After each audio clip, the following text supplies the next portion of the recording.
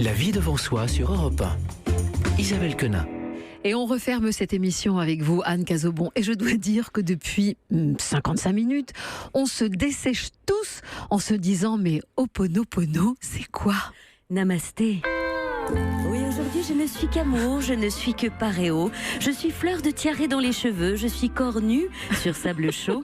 Et je vous emmène à Hawaï, non pas pour boire des mojitos sur la plage, même si à l'heure qu'il est, c'est sans doute ce qui nous ferait le plus grand bien.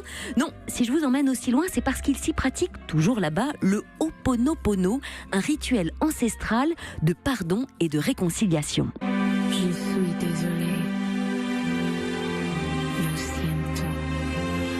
Ik ben droevig. Sono spiacente. Bah oui, parfois on ne sait plus vraiment en quelle langue il faut le dire. Le Ho'oponopono, en tout cas, ça s'écrit avec 6 O quand même. Hein. Au Scrabble, ce serait impossible à placer. Mais vous ne pourrez plus oublier cette méthode quand vous connaîtrez l'histoire du docteur Len. C'est un psychologue hawaïen qui a utilisé le Ho'oponopono pour guérir des malades mentaux criminels sans même les voir. Alors je m'explique, hein, quand le docteur débarque dans cet hôpital psychiatrique d'Hawaï en 1984, il y règne une ambiance délétère. Il faut dire que les criminels qui sont internés ont un comportement agressif, ils nécessitent l'isolement, les médecins, les infirmières rasent les murs de peur de l'agression, l'enfer, mais quelques mois après l'arrivée du docteur Len, la situation s'améliore. Les cellules d'isolement se vident, les traitements s'allègent.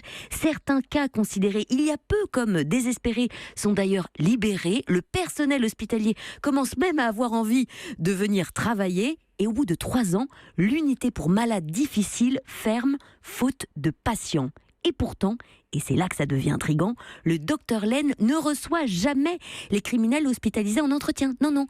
Il a juste devant les yeux la pile de dossiers médicaux et chaque jour, il regarde chaque dossier en répétant simplement « Je suis désolé, s'il te plaît, pardonne-moi, je t'aime, merci ».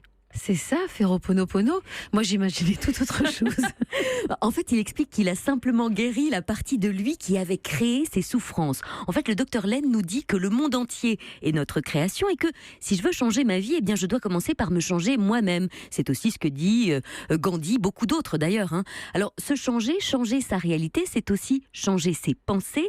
Et c'est là que le Ho'oponopono va plus loin. Nous sommes responsables de nos pensées.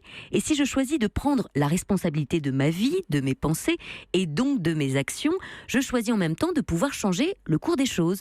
Et c'est vrai que de ce point de vue-là, être responsable n'est plus un poids. Non, c'est même une opportunité de se libérer et surtout de gagner un temps précieux.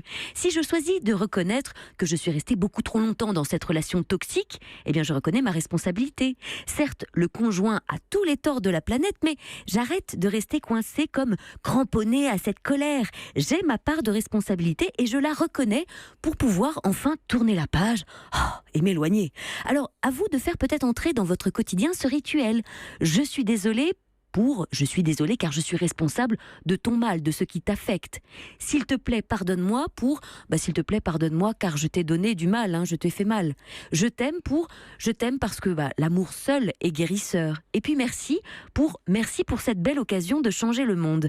Et si vous répétez ces phrases régulièrement, vous allez pouvoir voir cet espace de détente, de tranquillité se créer d'abord en soi et donc chez l'autre.